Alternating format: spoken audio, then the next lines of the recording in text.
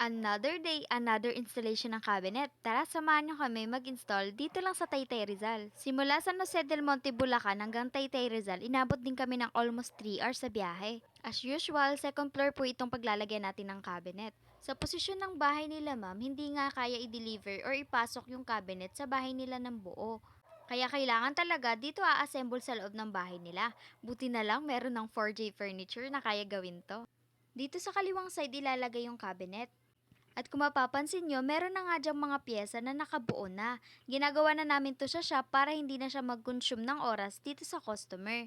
Kailangan nga sa passion na to is matyaga ka at mahaba yung pasensya mo. Kasi kailangan mo isa-isahin yung mga pyesa kung saan ba dapat sila talaga nakalagay. Since made to order tayo guys, we accept customized design, color and size pala. Kung nakita nyo siya sa Facebook, sa Google, or sa Pinterest, pwede nyo siya ipagaya sa amin basta wood. Ang kagandahan sa made to order is mapapagawa mo or may papa-customize mo yung design na gusto mo. Meron na ba kayong idea kung anong design nitong cabinet na ginagawa natin ngayon? Hindi nga natin pwedeng kalimutan itong bolts nut para masiguradong matibay talaga yung cabinet natin.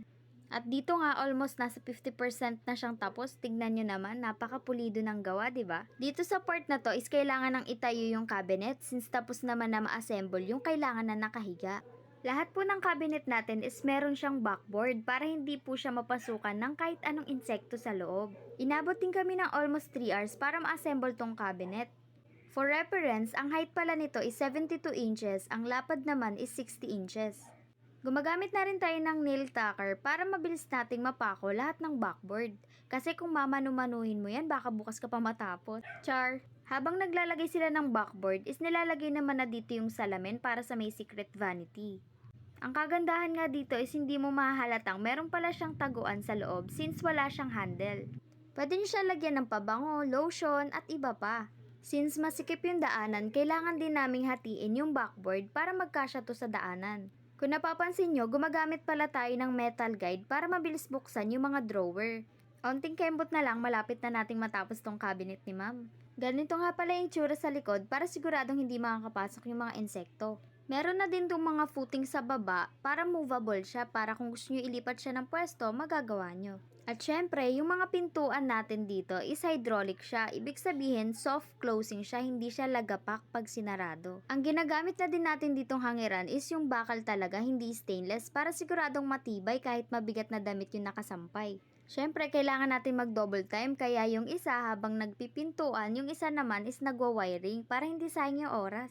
Yung mga gantong design pala is meron na siyang wiring since may pin light siya.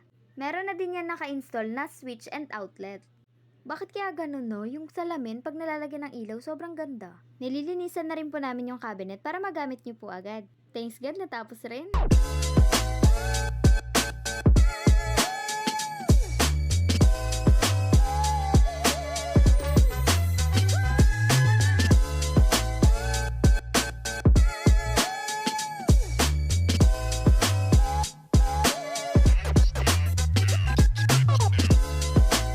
Please don't forget to like, share, and follow our page for more updates. Thank you for watching!